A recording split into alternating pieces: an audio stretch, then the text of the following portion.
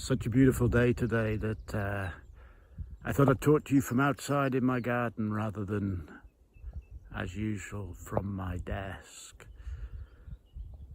So these last few days I've been talking about what one might do when one finds oneself lost in life, maybe lost in a particular area of your life, or maybe universally, existentially lost. And I've suggested that the first thing to do if you're a bit lost is to stop.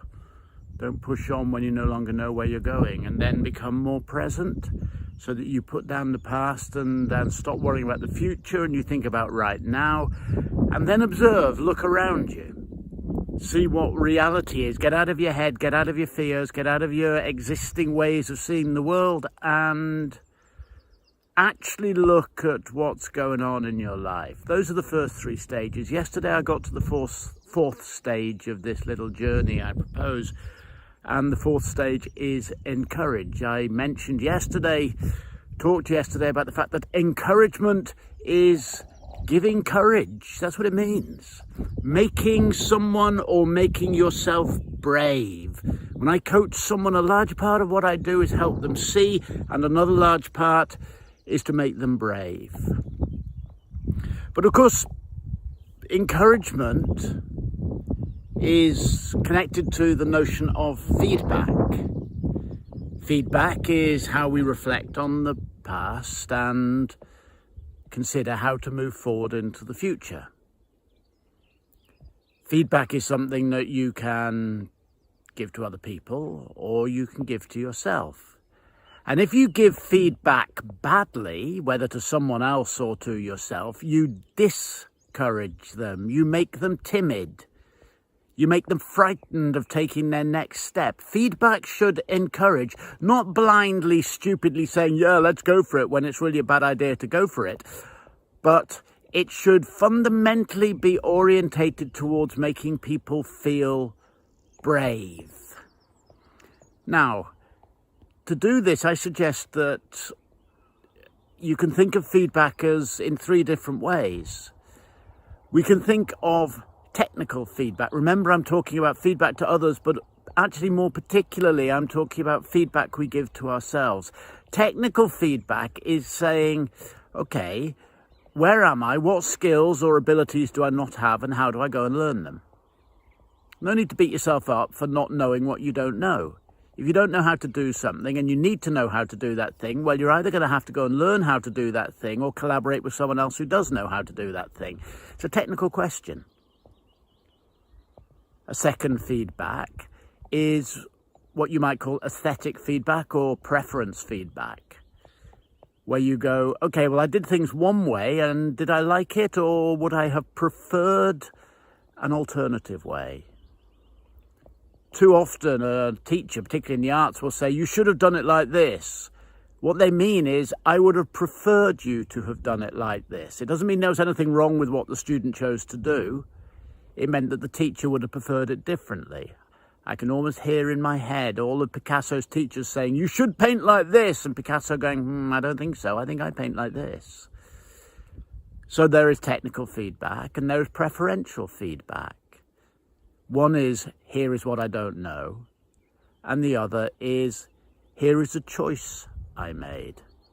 And then the third sort of feedback is what we might consider to be personal feedback. What is it in me that needs to change or would benefit from changing if I am to achieve my objectives? That's the real inner work. What do I need to do on myself to be able to move forward from this sense of being lost or stuck? Three types of feedback: technical feedback, preferential feedback, personal feedback. You can use that little structure when you give feedback to other people, and more importantly, you can use that structure when you give feedback to yourself. You are not stupid because you don't know what you've never learned.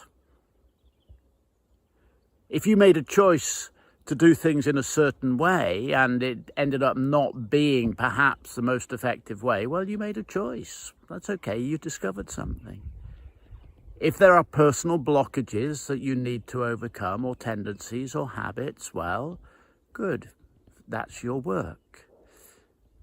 An example, I coach people, and to do that, I need to let people know that I'm available to coach people. And there are loads and loads of people out there on the internet who are very happy to tell me the way I must promote myself and my services. And frankly, most of them I find deeply not in alignment with how I want to be. I sometimes feel myself very stuck. Okay. Technically, there are some things I should do better, perhaps. Write better copy, more attractive copy. Perhaps make better videos. I don't know, technical things. I don't need to beat myself up because I don't know how to make great videos. I've never learned, and it's not really in my skill set. If I want to make much better videos, I either need to learn the skills or find somebody to collaborate with. There's preferential feedback. I try one way of doing things, it works or it doesn't work. So I try another way. No need to beat myself up. I try things and learn from the experience. That's what life is. You try things and learn from the experience. The third level, my own reluctance at times to be in the public domain, or my preference for going for a walk rather than sitting at my computer. Those are things that I actually need to work on. Those are personal things. But the outcome of all of this should be that I feel brave enough to take the steps that need to be taken to live the life I want to live. And so it is when you're lost. You stop, you become present, you look around, see how the world really is.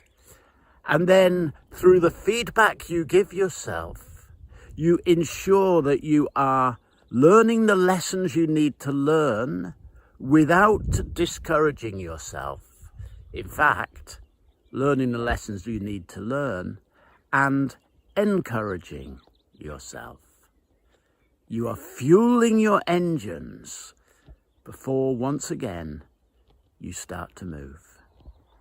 If you'd like help with that, reach out to me. I coach people who are feeling just a little bit lost. Have a wonderful day.